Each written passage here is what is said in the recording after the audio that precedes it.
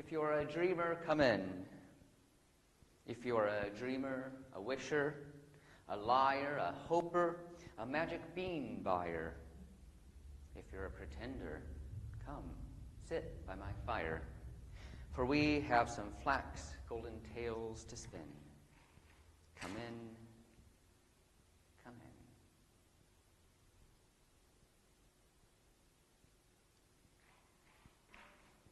Good morning. Good morning. Thank you for joining me today here in person as well as those who are following online. I hope you have managed all right with the heat. It's been very tricky, certainly in the Coyne household, and I think for many of you, you faced challenges. Luckily, today is a little bit cooler, and the chapel is hopefully, of course, chapels have this great sort of notion, especially the old, very old ones have this great sort of historic coolness about them. We don't quite have that privilege, a little bit, but not quite as much as those grand 19th and earlier century churches. But I'm grateful for many of the lovely qualities we have here, not least of all your presence and whatever it is that's brought you into this space. And you might have come with joy and celebration in your heart. Maybe you've come with tears and sorrow, and you need a space to sort of share and shed that. Maybe you've come looking for a few words of wisdom or a chance to connect with one another. Or maybe you've just simply come to rest with the divine, howsoever you define it. This is not a place to judge you for why you entered the building, but we are grateful for your presence here, and we honor everyone's journey here. And whatever it is that's brought you here, that you'll find it, and you'll find a warm community.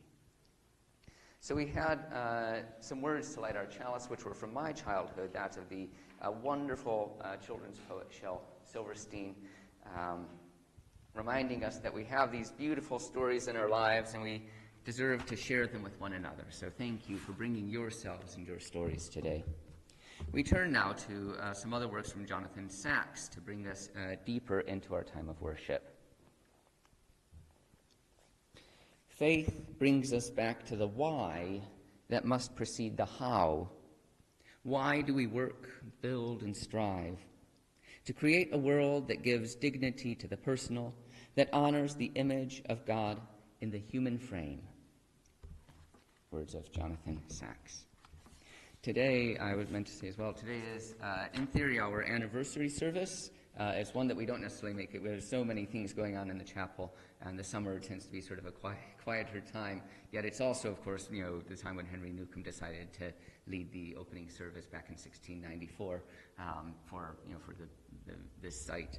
So as close to that, we try to have an anniversary service where we look at the chapel, look at its impact, look at those stories that it has, look at the why of why we're here and how we might go out into the world. So we have those words to reflect on later. For now, though, let us join together in singing our first hymn, number 173 in the Green Book, John Andrew Story's The Fellowship of the Church, hymn number 173.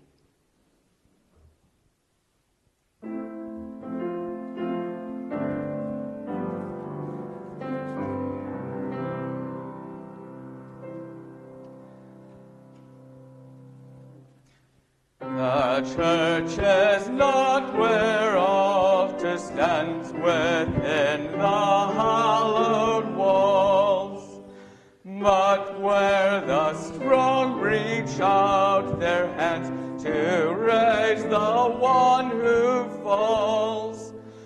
Not stately buildings standing fair, where people sing their creeds, but fellowship of loving care, which serves all human needs.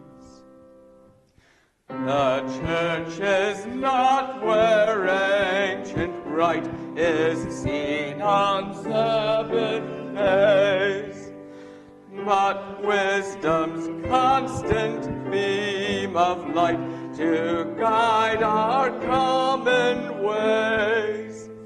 The church is me, the church is you, not mortar, brick, and stone.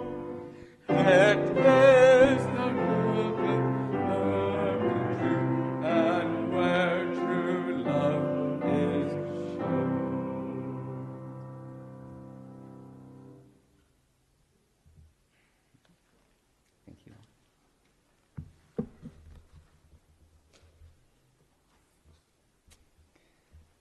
Let us join together into a time of prayer with these words of Susan Milner. This is then followed by our covenant, which you'll find printed in your order of worship and will appear online for those following from home. But first, these words. We are grateful for the companionship of hearts and minds seeking to speak the truth in love. We are grateful for our heritage, for all before us whose prophetic words and deeds make possible our dreams and our insight. We are grateful for the gift of life itself, mindful that to respect life means both to celebrate what it is and to insist on what it can become. May we always rejoice in life and work to cultivate a sense of its giftedness, but may we also heed the call to transformation and growth. May we find in ourselves the strength to face our adversities, the integrity to name them, and the vision to overcome them. May we honor in pride those heroes of our past, but may we also keep company with the fallen, the broken, and the oppressed. For in the dazzling of noonday's heat, and in the star-studded shimmering of night's rich blackness, we are them. Amen. And please do read with me our covenant. We gather here in sacred fellowship to witness the fullness of our lives and all life, to hold and be held, tell stories and listen, to be renewed and renew the world. We speak with care and patience. We act with gentleness and compassion. We forgive each other and ourselves. In faith that we build beloved community, we renew our covenant today. Amen.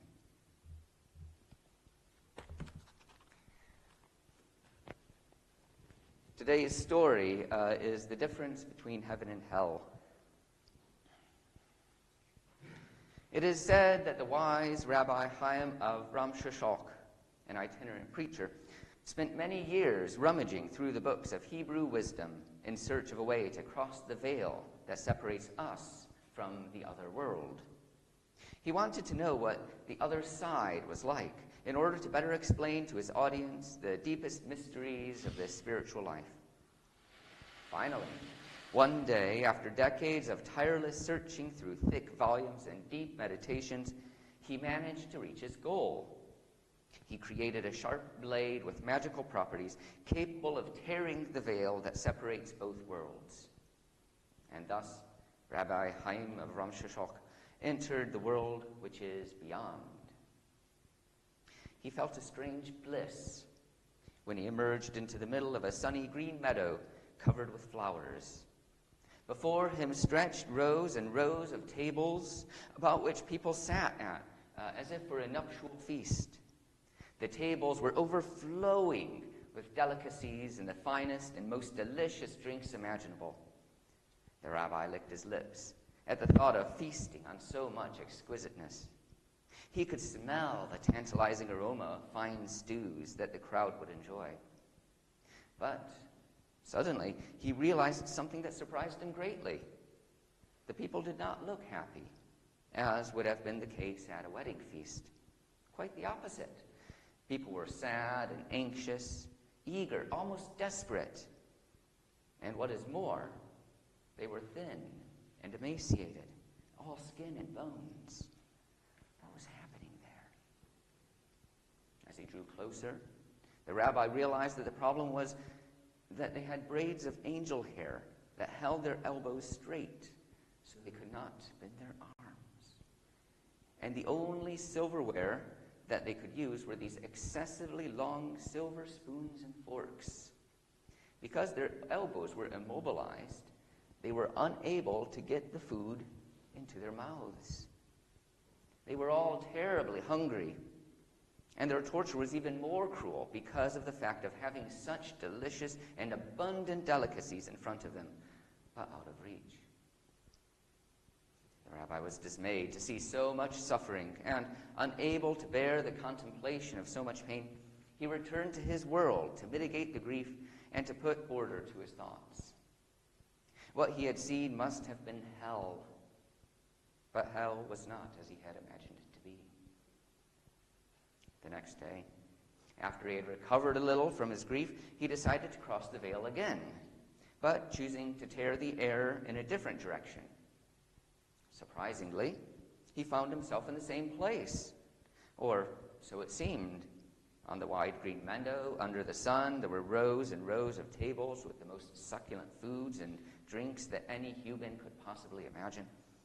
But this time, people were chatting amiably, laughing, even singing. These people were radiating so much happiness, the rabbi felt his heart rising towards the sun. As he drew closer, he could see that these people also had their elbows tightly bound with angel hair, immobilizing their arms. In addition, their silver cutlery was also excessively long. Why were these people so happy when they were being subjected to the same conditions as those who were in hell? As he watched, a woman used her spoon to scoop out some stew and feed it to the man across from her. All up and down the table, people were feeding each other so that no one went hungry. Without a doubt, this must be heaven. An idea passed his mind. With an agile movement, he pulled out the magic blade and deftly ripped the air in the same direction he had done the previous day, thereby opening a door between heaven and hell. He passed cleanly to the other side, ran to the nearest table, grabbing the man by the arm, and said, "You do not have to keep suffering. Feed your neighbor across the table, and he will feed you." But the man did not want to pay attention to him, nor did the woman next to him, nor the old man at the end of the table who responded with a grimaced expression. "Do you tell me to feed this stupid man in front of me? Never. I'd rather go hungry than give something to someone so mean." Then I understood that the difference between heaven and hell was in the hearts of people, knowing in this way the great secret that was hidden on the other side of the veil. Deeply moved, he lowered his head and returned home, thinking about the profound lesson he had learned. He did not realize that he had left the veil torn between heaven and hell, though. And not long after, the inhabitants of heaven noticed the crack and looked through. They were shocked to see the overwhelming torture suffered by people in the hell. And they realized that they would never feel happy again, knowing that just on the other side of this thin veil, there were so many people suffering unspeakably. At last, their deep compassion led them to cross to the other side to try and alleviate the suffering of their neighbors. The people from heaven were not well received, of course, but they thought that with time, the inmates of hell would end up getting used to them and learn how to feed each other. Thus began the end of all the hells. The allegory of the long spoons as retold by Grian Katanda.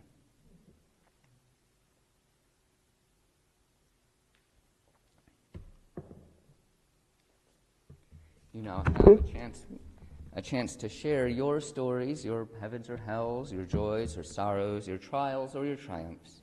If you want to say a few words, please come to the microphone so those online and those using the loop system will be able to hear.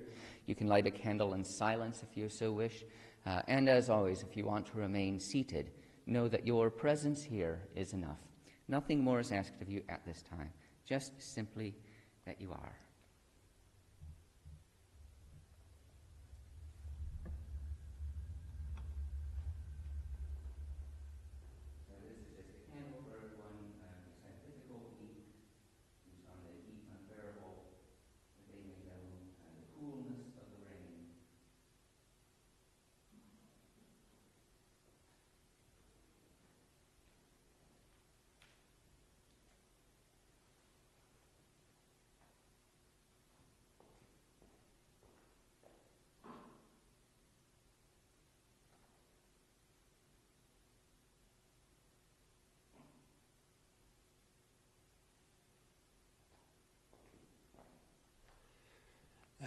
candle of hope for all the people affected by the awful earthquake in Venezuela, and hope that they can get help if needed, and that the death toll doesn't rise too far.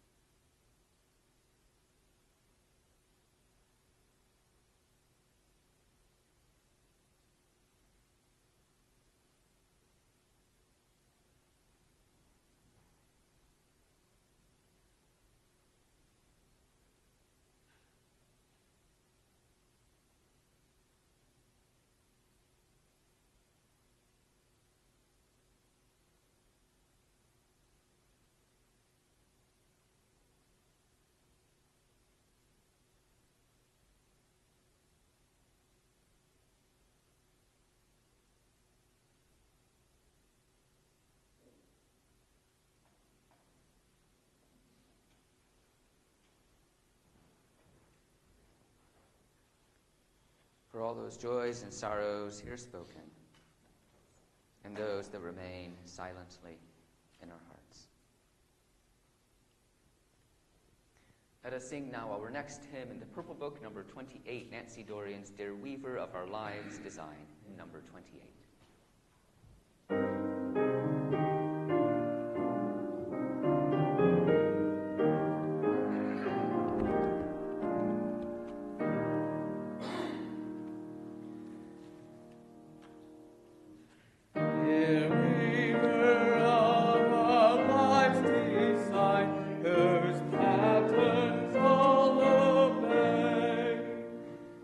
Skillful fingers gently guide the sturdy threads that will survive the tangle of our days. Take up the fabric of our lives with hands that gently hold, bind in the ragged edge that hair would sunder and that pain would tear and bend our raveling souls. That isn't in the plainest cloth a hidden beauty see, discerning our riches, show us the patterns we may use to set our spirits free.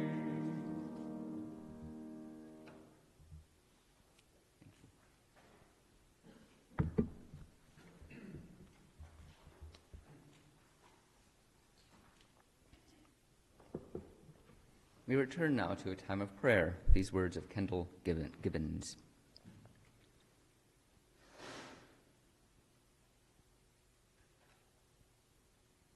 Let us hold lovingly in our thoughts all the people of the earth, those who are consumed by mutual hatred and bitterness, those who make bloody war upon their neighbors, those who oppress their siblings with any form of tyranny, and all those who suffer in subjection, cruel, and injustice. Let us recognize our solidarity with all the outcast, with the downtrodden, the abused, the deprived, and our common humanity with all who bear the responsibilities of leadership and power. Let us remember humanity's ancient and universal dream of peace, that we live together in harmony, no one exploiting the weak, no one hating the strong, each of us working out our own destiny, self-respecting and unafraid. May we seek to be worthy of freedom, free from institutional wrong, free from individual oppressions and contempt, pure of heart and hand, despising none, defrauding none, giving to all people in all encounters of life the honor due to those who, like us, are children of earth's great love. Amen. So we now enter into a period of silence for reflection, meditation, contemplation, and personal prayer.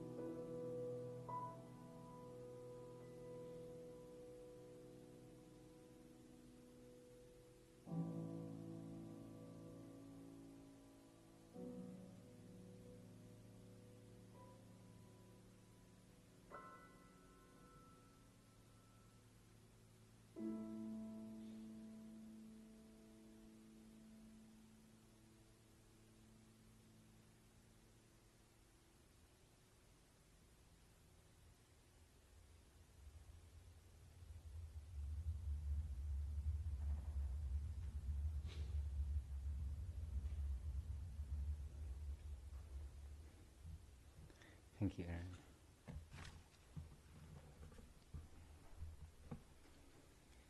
Our next item is a reading by Bell Hooks. Bell Hooks actually was part of our chalice lighting last week, and I was really drawn to her and her writings. This is from the book All About Love. It's the chapter talking about spirituality and divine love. It is written from an American context, so when she talks about our national, she begins by saying our national spiritual hunger. She is talking in this context from the States, but I think, as is often the case, things might apply here as well. So, Spirituality, Divine Love by Bell Hooks. Our national spiritual hunger springs from a keen awareness of the emotional lack in our lives. It is a response to lovelessness.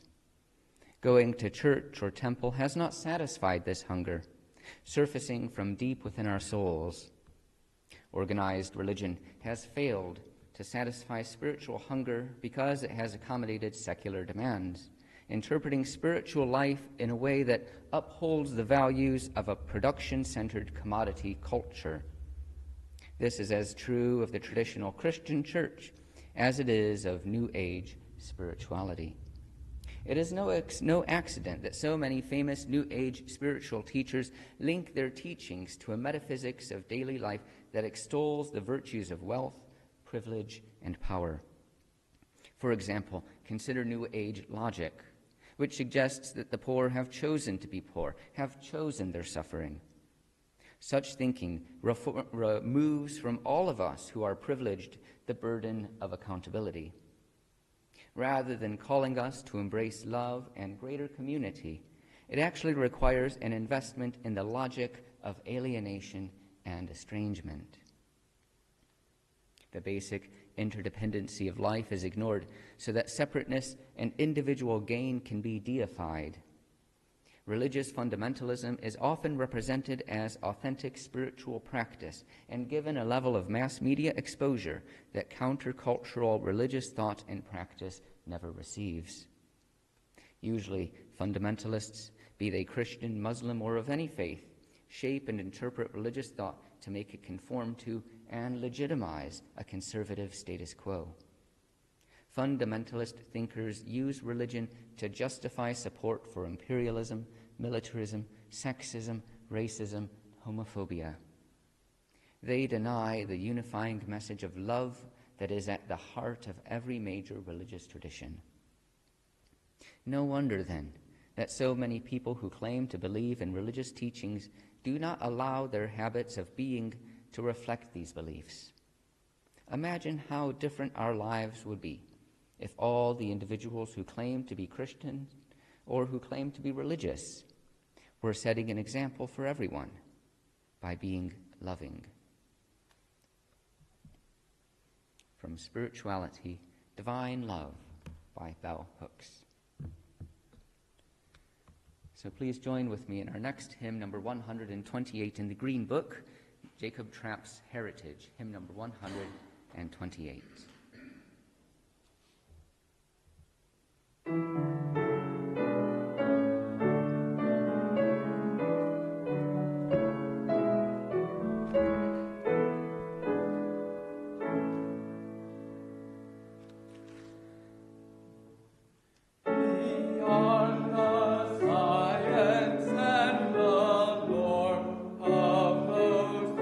Ages long since dust.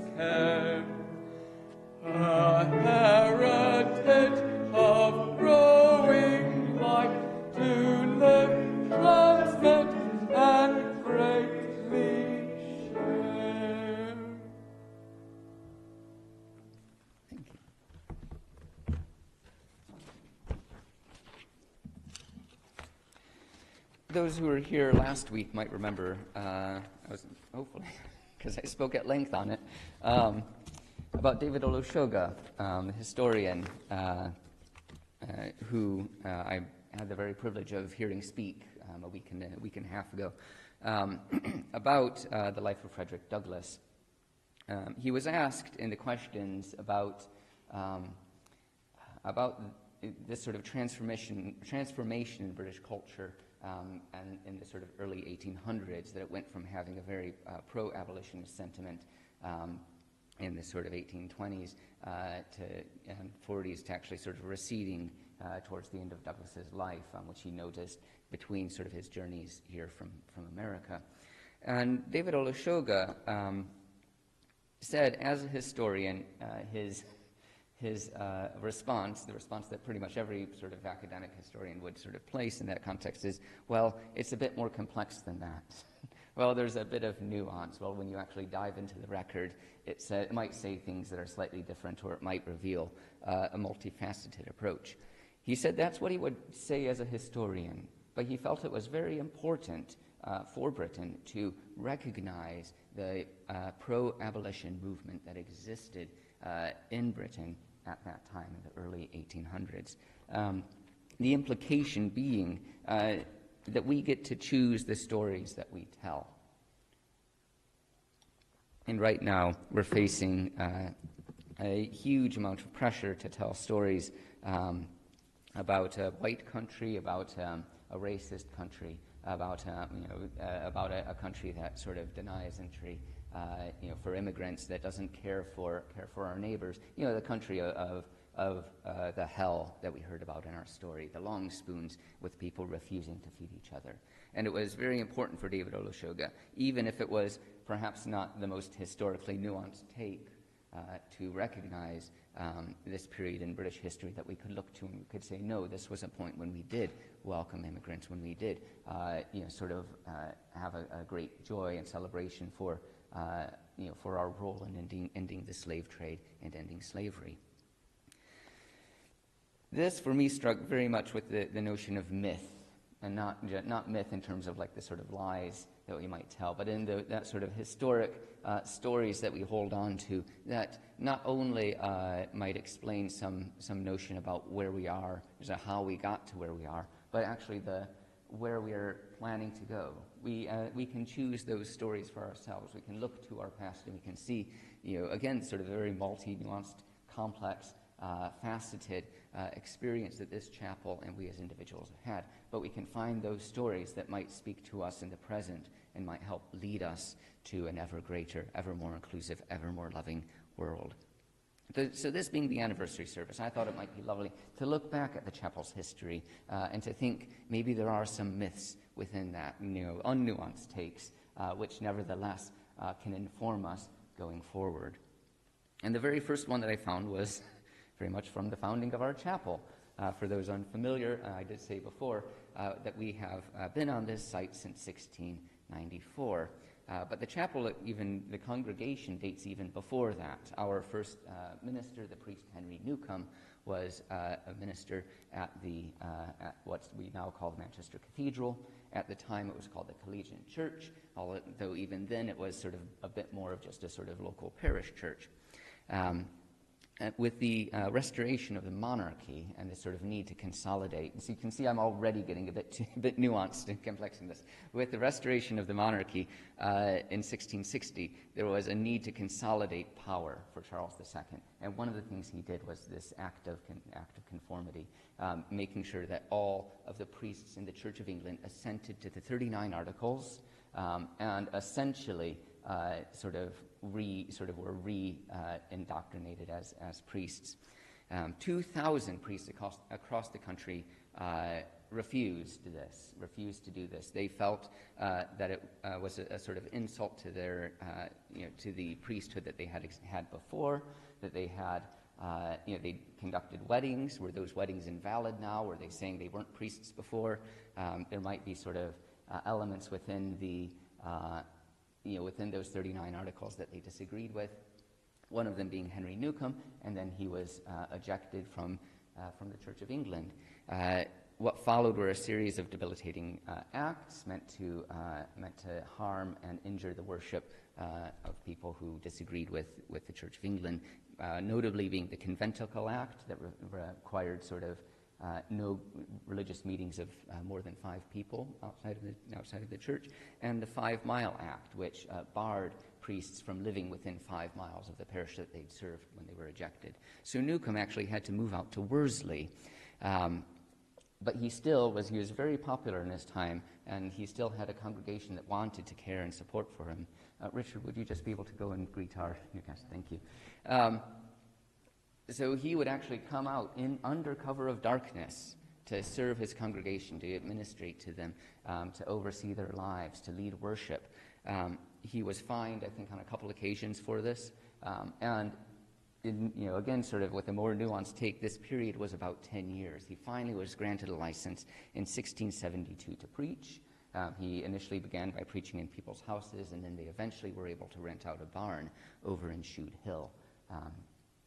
So this is a sort of core part of our chapel's origin story and its birth, and its this sort of notion of being shut out from the world, having to do things under sort of covert practices, and yet still feeling very much this need to gather and to worship together. So this chapel was built, well, not this chapel, but the original building was built in 1694. It was consecrated, and the opening service, Newcomb chose an excerpt from Exodus, chapter 20, verses 24, as his sort of opening sermon. And I think this is really fascinating because it's not necessarily related to that specific point in Exodus, but what happens is you see over the 17 and 1800s the chapel gaining a legitimacy. There's a number of sort of various cultural, legal recognitions that happen. Sort of some sort of great coincidences about dissenters where they stood within Manchester society, and gradually over that time sort of assumed more and more political power. Right. Oh, okay. Right, thank you very much. So we gradually, over that time, went from being, of course, a sort of shunned group that couldn't participate in society to actually assuming sort of levels of political power. At that time, then, we were then involved in acts such as the Catholic Relief Act of 1829, the Jews Relief Act of 1858, which gave rights to those respective groups that allowed them to worship, allowed them to build new churches and synagogues, and recognized them, allowed them to sit in Parliament. This is, I think, quite a fundamental aspect for us, that when we were finally placed in a position of power, our right to worship as Unitarians was as late as 1813. So having that opportunity to assume political power and then make sure that we're using it to uplift those who were who had similarly faced persecution, I think is a fundamental myth that we need to hold on to. So as our faith is being accepted culturally, I said, it was legal for us in 1813, but actually Unitarianism as a theology was being preached here as early as, I think, 1740. And as I said, there's this sort of a number of factors with the relation particularly to the cotton trade. We had a number of luminaries and members who led their fields of science, medicine, industry, and commerce. And during that period, during the 1800s, a little bit in the 1700s, but especially the 1800s, we saw the formation of organizations like the Literary and Philosophical Society, the Geographical Society, Statistical Society, all of which sort of had members here sort of associated with it. The Manchester Guardian, which became the Guardian newspaper, was founded here. We had a great involvement with the Portico Library and the Little Circle, which is a sort of collection of sort of dissenting thinkers coming forth with political and economic philosophies. We're the site of the founding of 2 training academies, one being now based in Oxford, the Harris Manchester College, which is where I was trained for ministry.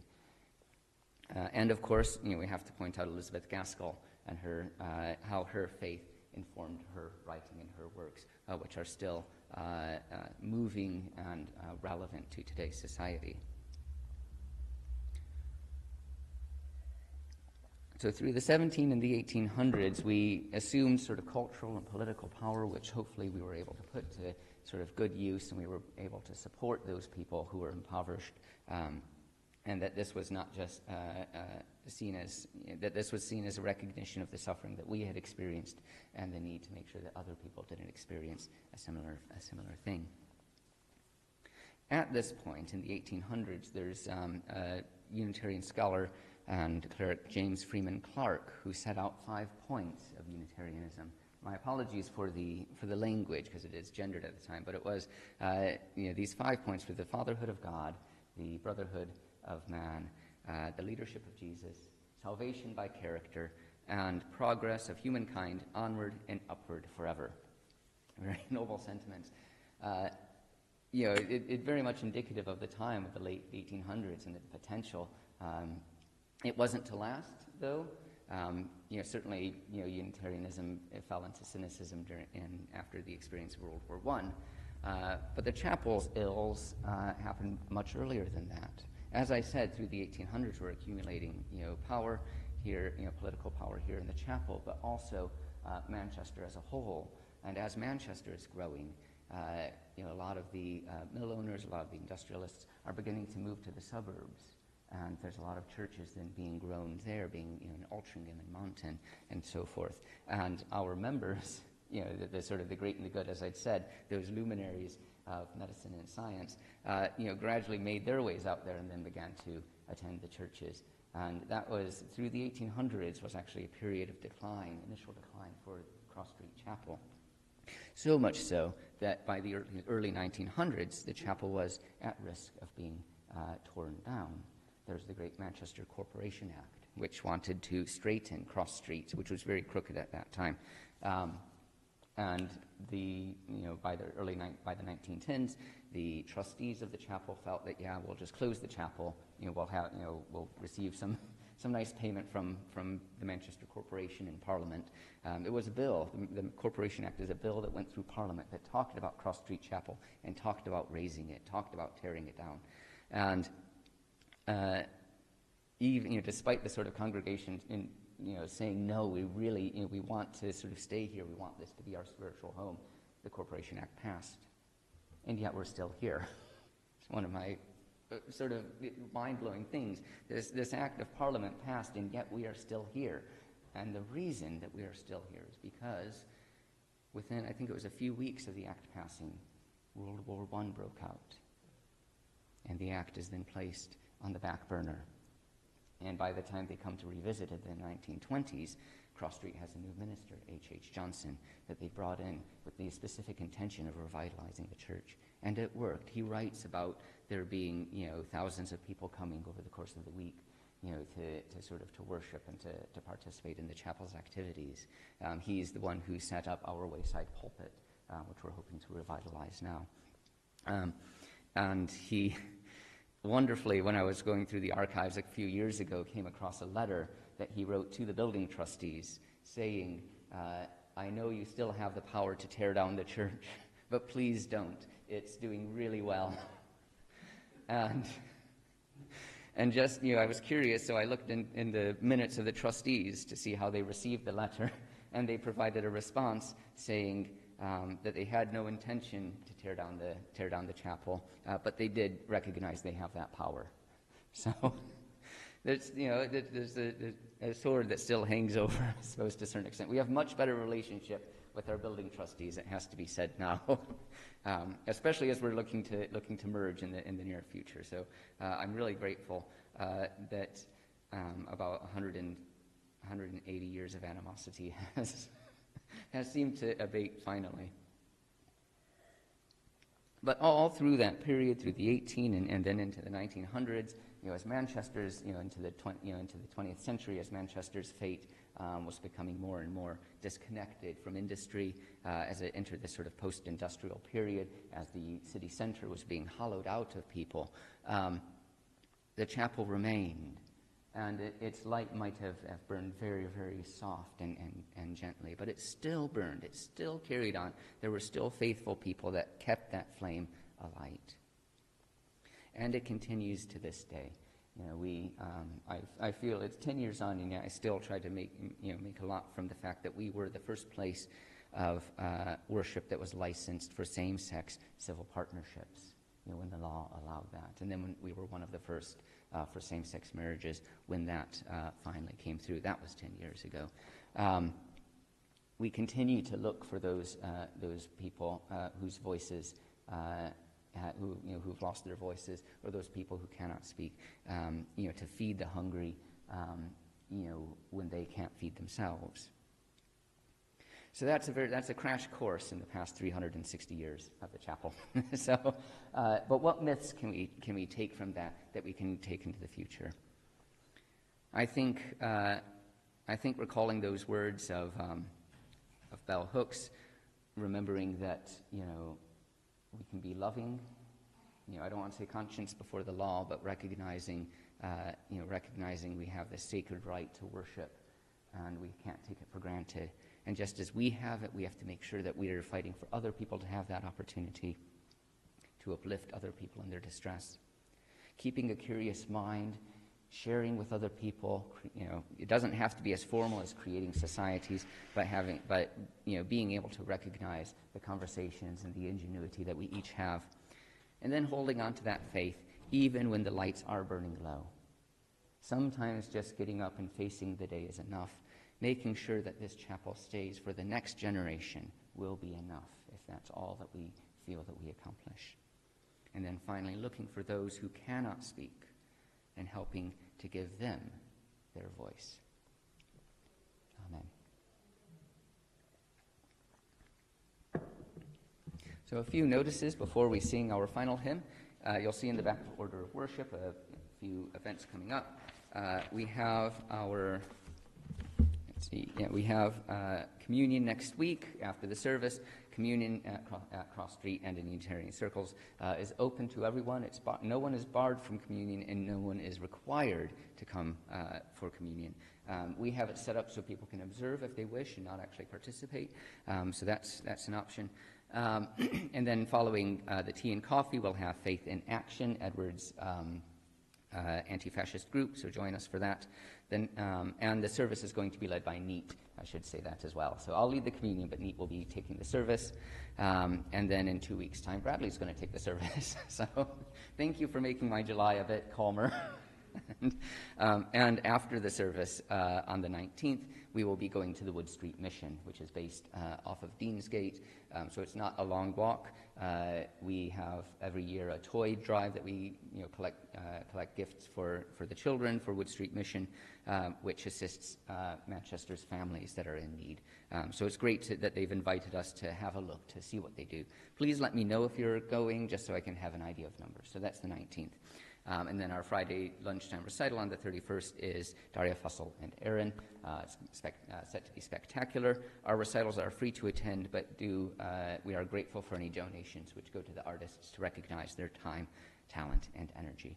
And then you'll see in August a number of upcoming events as well. Please do let me know if you're interested in attending the MDA social. It's a bit on the wire whether it will happen or not, just because we need a few more people attending. So that's the 15th. And then the Faith Network for Manchester AGM as well is on the 17th. And Pride at the end of the month. So are there any announcements or notices from the congregation? Let us then sing our final hymn in the Purple Book, number 42, Mary Catherine Morn and Jason Shelton's From the Light of Days Remembered, hymn number 42.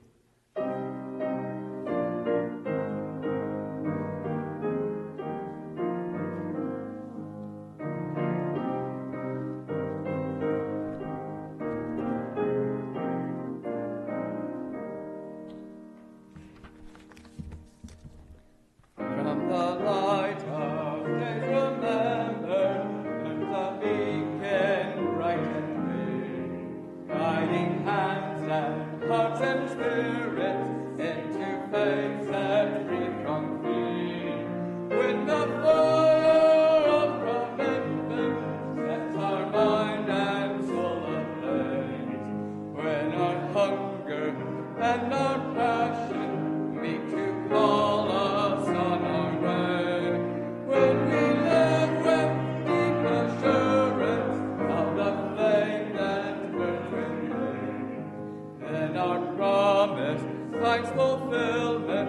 and our future can begin. From the stories of our living brings a song both brave and free, calling pilgrims still to witness to the life of liberty. When the fire of commitment sets our mind and soul ablaze, when our hunger and our passion need to call us on our way, when we live with deep assurance and our flame that burns within, and our promise finds fulfillment and our future can begin. From the dreams of youthful vision comes a new prophetic voice, which demands a deeper justice built by our courageous choice.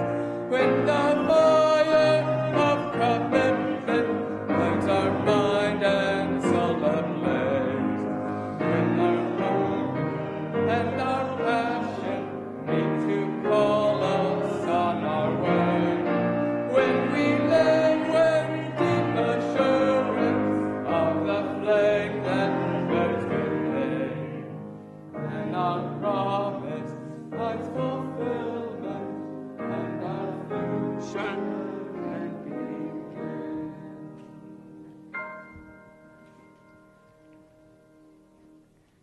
Thank you, Aaron, for that fantastic music. And I'll thank Catherine and myself for our flowers. Do know that we're always grateful for people to contribute flowers. There's a sign-up sheet. There's also an online donation form if you just wish to give cash, and we'll purchase the flowers for you. More information will be available later. Thank you, Neat and Sonia, for helping to set up and for greeting. Thank you, Richard, for the post-service greeting. Thank you, Bradley, for the tea and coffee that we're about to enjoy. And thank you to everyone for creating and sharing worship today. We close with these words of Yvonne Abero. May our inner life be nourished by our community, and may our community be strengthened by each other's unique gifts. May we honor the diversity of our spiritual journeys and help each other on our paths.